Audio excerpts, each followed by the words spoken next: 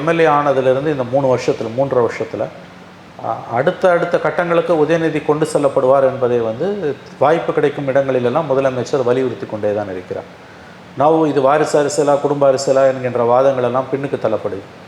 நேரடியாக முதலமைச்சருடைய செய்தியாளர் சந்திப்பில் எந்த ஒரு செய்தியாளரும் இது வாரிசு அரசியல் என்கின்ற எதிர்க்கட்சிகளின் குற்றச்சாட்டு குறித்து நீங்கள் என்ன சொல்லுகிறீர்கள் என்று ஒரு கேள்வி கூட அவரை நோக்கி கேட்கப்படவில்லை. இதுதான் இன்றைக்கி இருக்கக்கூடிய தமிழ்நாட்டில் இருக்கக்கூடிய ஊடக சூழல். இதை நீங்கள் நன்றாக நினைவில் கொள்ள வேண்டும். முதலமைச்சர் என்று சொல்லி இருப்பதிலிருந்து மீண்டும் ஒரு முறை முதலமைச்சர் உறுதிப்படுத்தி இருக்கிறார். நிச்சயம் உதயநிதி ஸ்டாலின் அவர்களுக்கு துணை முதலமைச்சர் பதவி உண்டு, அதில் எந்த மாற்றமும் இல்லை. நீங்கள் டெப்டி சிஎம்மாக வெறும் விளையாட்டுத்துறையை மட்டும் கையில் வச்சுட்டு இருக்க முடியாது. ஒரு ப்ரெஸ்டிஜியஸ் போர்ட்ஃபோலியோஸ் கையில் வேணும். அப்போ சீனியர்ஸும் நீங்கள் கன்வின்ஸ் பண்ண வேண்டியிருக்கும். சீனியர்ஸ் அவ்வளோ சீக்கிரம் விட மாட்டாங்க. ரஜினி பாஷையில் சொன்னால் அவங்கெல்லாம் பழந்துன்னு கொட்டை போட்டவங்க, டபுள் ரேங்க் வாங்கினவங்க. அவங்க பாஸ் பண்ண பிறகும் கிளாஸ் விட்டு போக மாட்டேன்றாங்க. நான் சொல்லலை, ரஜினி சொன்னார். இப்படி வச்சுக்கோங்களேன்.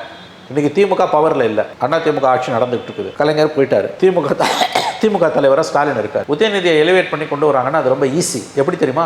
அவரை செயல் தலைவராக கொண்டு வந்தீங்கன்னா யாரும் பெருசாக அப்ஜெக்ட் பண்ண போகிறதில்ல. ஏன்னா பவர் இல்லை, இன்னைக்கு பவர் இருக்குது.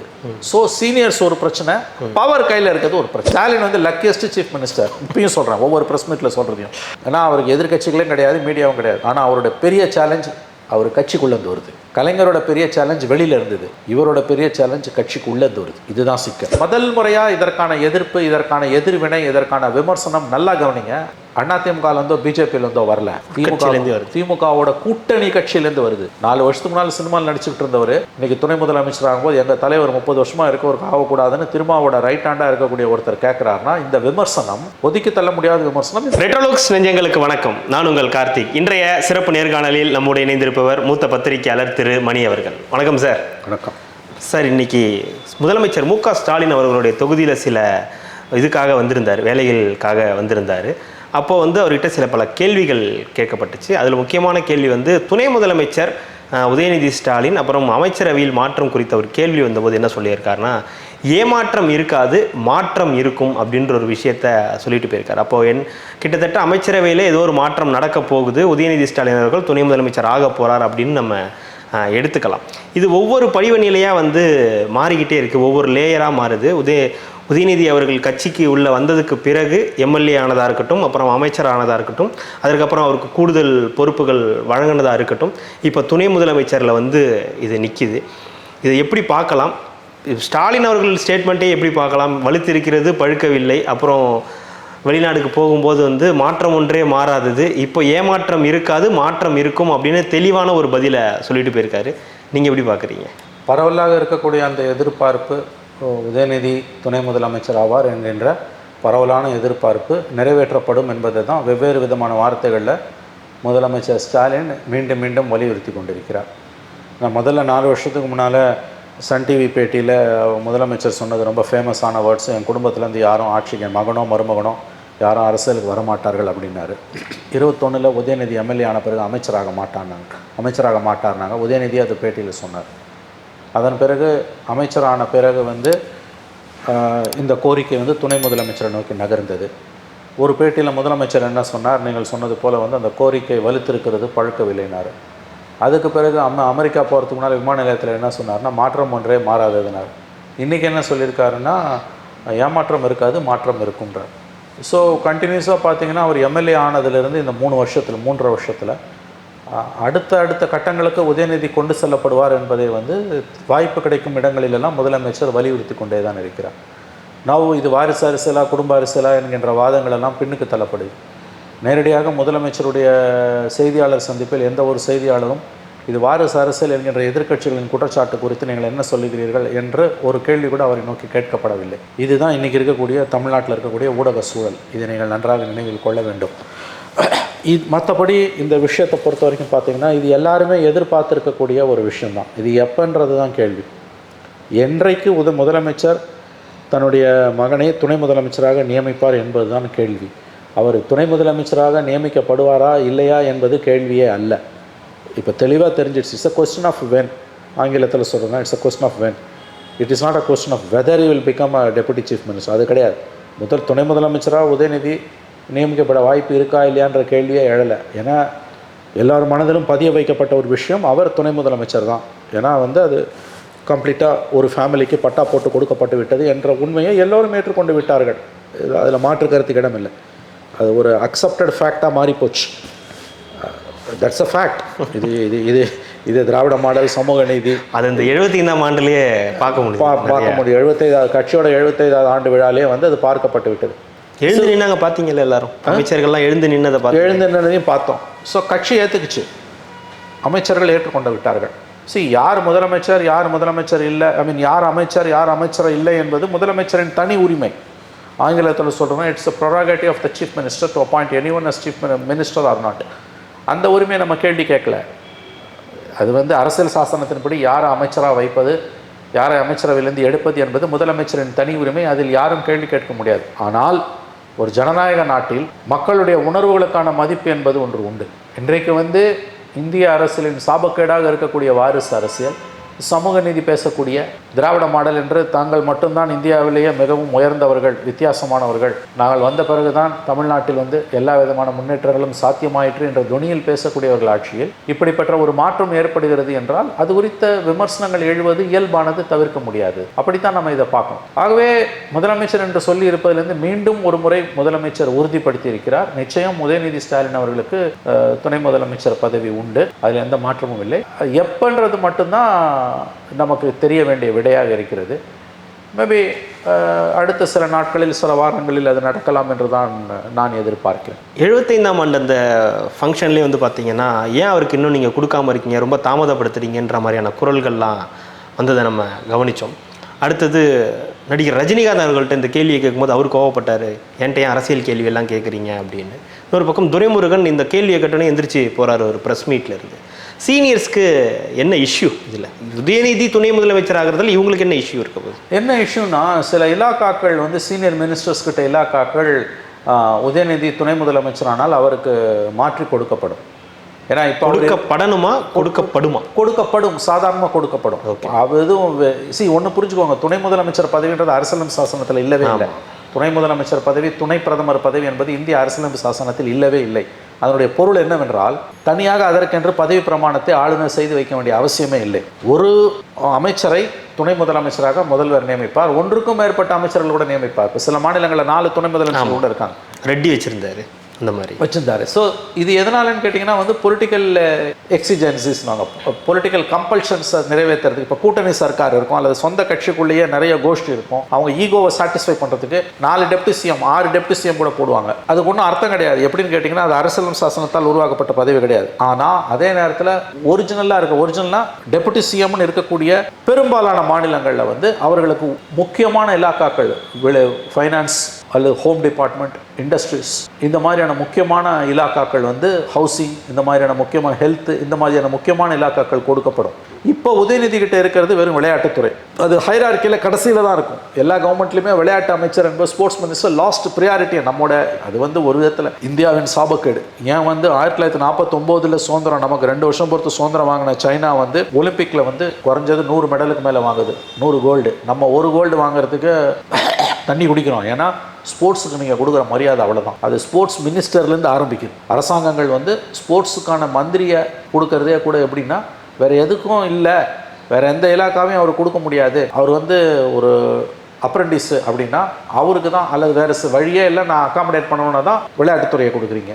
ஹிஸ்ட்ரி ஸ்டூடெண்ட் மாதிரி, தமிழ் லிட்ரேச்சர் மாதிரி, காலேஜில் போய் பிகாம் சீட்டு கேட்டுட்டு, BA corporate, BSc corporate seat கேட்டுட்டு, பிஎஸ்சி மேக்ஸ் சீட்டு கேட்டுட்டு, அது கிடைக்கலன்னா கடைசியாக BA Tamil literature, BA history எடுத்து பண்ணுவான். அந்த கதை தான் இது வந்து விளையாட்டுத்துறை அமைச்சர். அது வந்து இந்தியாவை சுதந்திரத்துக்கு பிந்தின இந்தியாவில் விளையாட்டுக்கு நாம் எந்த அளவு முக்கியத்துவம் கொடுக்கவில்லை என்பதற்கான ஒரு குறியீடு. ஒரு விதத்தில் இது ரொம்ப அவலமான, ரொம்ப கேவலமான ஒரு விஷயம். ஏன்னா ஸ்போர்ட்ஸில் முன்னேறாத ஒரு நாடு முன்னேற வாய்ப்பே கிடையாது. இங்கே ஸ்போர்ட்ஸ் மினிஸ்டராக இருக்கக்கூடிய உதயநிதி அவர்கள் டெப்டி சிஎம்மாக நியமிக்கப்படும் பொழுது கண்டிப்பாக அவர் தான் டெப்டி சிஎம்மாக போகிறார். எப்பன்றதான் இந்த மாதமா அடுத்த மாதமா, ஏன்னா இந்த 15ஆம் தேதி வரைக்கும், இப்போ அடுத்த அக்டோபர் 15 வரைக்கும் வராதுன்னு ஒரு தியரி இருக்குது. அக்டோபர் 15 ஏன்னா புரட்டாசி மாதம்ன்றாங்க. புரட்டாசி மாதத்தில் நல்ல காரியம் எதுவும் பண்ண மாட்டாங்க சாதாரணமாக. இதெல்லாம் நீங்கள் கேள்வி என்ன கேட்கக்கூடாது. நான் பொதுவாக பாஜக துணை முதல்வர் பதவி இல்லை சார், திமுக.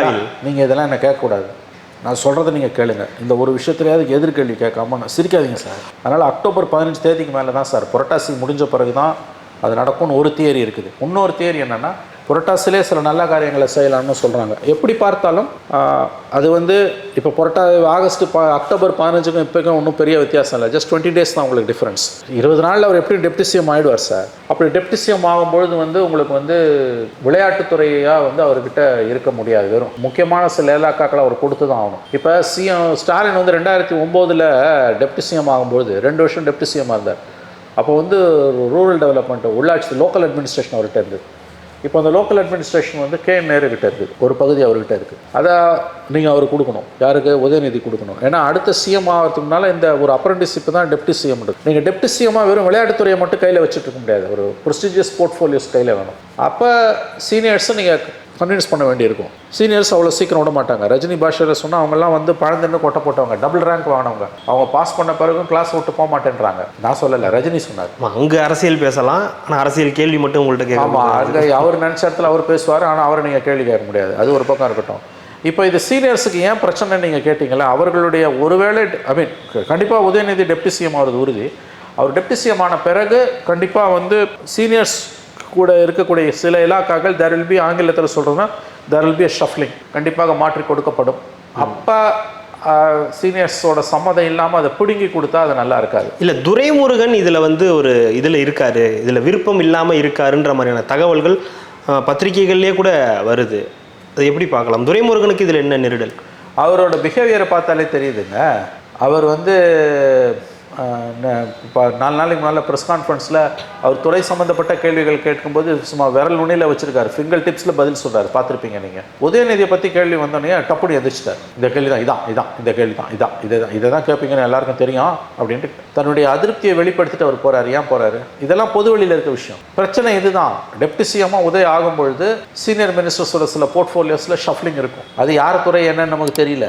அது ஏதோ ஒரு விதத்தில் சீனியர்ஸை டிஸ்டர்ப் பண்ணுது. இன்னொன்று, உதயநிதி டெப்டி சிஎம் ஆனோடனே வெறும் அமைச்சரவை மாற்றம், இலாக்காக்கள் மாற்றம் மட்டும் இல்லை, கட்சி செட்டப்லையுமே வந்து அவருக்கு விருப்பமானவர்கள் உயர் பதவிகளுக்கு வரதும் 26 அசம்பிளிஸ் எலெக்ஷனில் இது ரொம்ப முக்கியமானது. 26 அசம்பிளி எலெக்ஷனில் உதயநிதி சொல்பவர்களுக்கு தான் சீட்டு கிடைக்கும் என்ற நிலையும் தான் வந்து அடுத்த டெவலப்மெண்ட். அதுதான் சீனியர்ஸை டிஸ்டர்ப் பண்ணுது. இது புதுரத்தம் பாய்ச்சற மாதிரியான ஒரு சம்பவம் இல்லை, அது சரி தப்புன்ற ஆர்குமெண்ட்டுக்கு நான் போக விரும்பல. கண்டிப்பாக புதுரத்தம் பாய்ச்சணும், யங்ஸ்டர்ஸ் வேணும், என்னோட டீம், நான் சிஎம் ஆகும்போது என்னோட டீம் எனக்கு வேணும்லாம் உதயநிதி ஸ்டாலின் நினைப்பதில் எந்த தவறுமே கிடையாது. அதிலெல்லாம் எந்த தவறும் கிடையாது. ஆனால் பிரச்சனையே அதுதான். அவ்வளோ சீக்கிரம் சீனியர்ஸ் வழிவிட்டு விலகுவாங்களா? அவர் என்ன சொல்கிறார் உதயநிதி? சீனியர்ஸ் வந்து வழிவிட்டு விரல் பிடித்து வழி நடத்த வேண்டும்ன்றார். சீனியர்ஸ் வழிவிட்டு விரல் பிடித்து வழி நடத்தணும், சீனியர்ஸ் ஒதுங்கிக்கணும், ஆனால் அவங்க வழி நடத்தணுன்றாரு. அது எப்படி சீனியர்ஸ் அதை அவ்வளோ சீக்கிரம் ஒத்துப்பாங்கன்றது அது அந்த ஆண்டவனுக்கே வெளிச்சம். இப்போ சிக்கல் என்னென்னா, நீங்கள் கேட்ட கேள்வி வந்து ஏன் வந்து சீனியர்ஸ் வந்து உதயநிதி வந்து டெப்டி சிஎம் ஆகிறத கிட்டத்தட்ட அப்ஜெக்ட் பண்ணுறாங்க, ரெசிஸ்ட் பண்ணுறாங்க அப்படின்னா அதோட ப்ராப்ளம் என்னென்னா 2 விஷயம் கார்த்தி. ஒன்று, அவர் டெப்டி சிஎம் ஆகும்போது இப்போ சீனியர்ஸ் கிட்ட இருக்க முக்கியமான சிலருடைய இலாக்காக்கள் உதயநிதிக்கு மாற்றப்படும். அதை எந்த சீனியரும் அவ்வளோ சீக்கிரம் ஒத்துக்க மாட்டாங்க, அவங்கள கன்வின்ஸ் பண்ணணும். 2வது ரொம்ப முக்கியமான விஷயம், டெப்டி சிஎம் ஆகிட்டாருன்னா அது இதோட நிற்க போகிறதில்ல. 26 இன்னும் 1.5 வருஷத்தில் வரக்கூடிய எலெக்ஷனில் உதயநிதி கை காட்டக்கூடிய நபர்களுக்கு தான் எம்எல்ஏ சீட்டு கிடைக்கும். அது இப்போ சீனியர்ஸ்க்கு அவங்களுக்கு ஒரு தங்களோட செட் ஆஃப் பீப்புளை கொண்டு வரணும்னு அவங்களுக்கு நினச்சிட்டு இருப்பாங்க இல்லையா? அதை வந்து அவங்க விரும்ப மாட்டாங்க. இதுதான் இதில் இருக்க ப்ராப்ளமே. டெப்யூட்டி சிஎம்மாக அவர் ஆகும்பொழுது ஒரு டிஸ்டர்பன்ஸ் இருக்கும், ஒரு பவர் ஸ்ட்ரக்சரில் டிஸ்டர்பன்ஸ் இருக்கும், டெஃபினட்டாக இருக்கும். ஒரு புதுசாக உள்ள ஒருத்தர் வரும்போது பவர் ஈக்குவேஷன் மாறும்.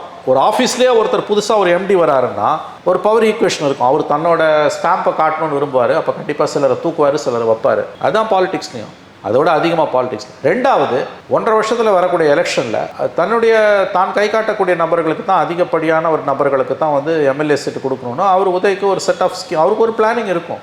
அந்த பிளானிங்கை வந்து சீனியர்ஸ் எவ்வளோ தூரம் அட்ஜஸ்ட் பண்ண போகிறாங்க, இது எல்லாமே எங்கே வந்து நிற்கும்னா இட்ஸ் அ சேலஞ்ச் ஃபார் முதலமைச்சர் ஸ்டாலின். இந்த டிரான்ஸ்ஃபர்மேஷனை அவர் எப்படி மேனேஜ் பண்ண போகிறார்? ஸ்டாலின் வரும்போது கலைஞருக்கு அந்த பிரச்சனையே இல்லை. ஏன்னா 11 அவர் சிஎம் ஆகி இறங்கும் போது பர்ஃபெக்டாக இருந்தது. டெப்டி சிஎம் ஆகிட்டார், சீனியர்ஸ்லாம் அவர் கண்ட்ரோலில் இருந்தாங்க. அன்பழகனும் ஆற்காடு வீராசாமி அடுத்த 2 பெரிய சீனியர்ஸ் அவங்க தான். அவங்க 2 பேருமே 1% கூட அப்ஜெக்ட் பண்ணலை ஸ்டாலின் வந்ததை. ஏன்னா அவர் 40 வருஷம் பவரில் இருந்துட்டு 35 வருஷம் இருந்துட்டு வந்தவர், ஒரே நாளில் வரல, அல்லது 4 வருஷம் 5 வருஷத்தில் வரல, ஒரு 35 வருஷம் கேப்பில் படிப்படியாக மேலே வந்ததால் அந்த டிரான்ஸ்ஃபர்மேஷன் வந்து கலைஞருக்கு டெப்டி சிஎம் வரைக்கும் கொண்டு போகும்போது ஈஸியாக இருந்தது. அவர் தலைவராகிறது வந்து கலைஞர் மரணத்துக்கு பிறகு தான் நடக்குது.